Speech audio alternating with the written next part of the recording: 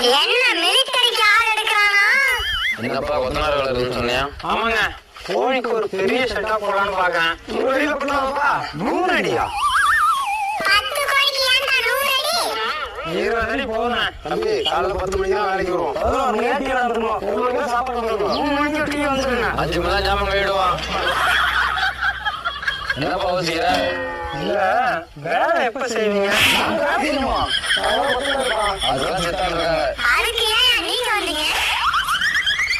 சரிங்க, பார்த்துட்டு சொல்றேன். சீக்கிரம் சொல்லுப்பா. இப்ப சொன்னாலும் 3 மாசம் அப்புறம் வேலையை ஆரம்பிக்க முடியும். 3 மாசம். 3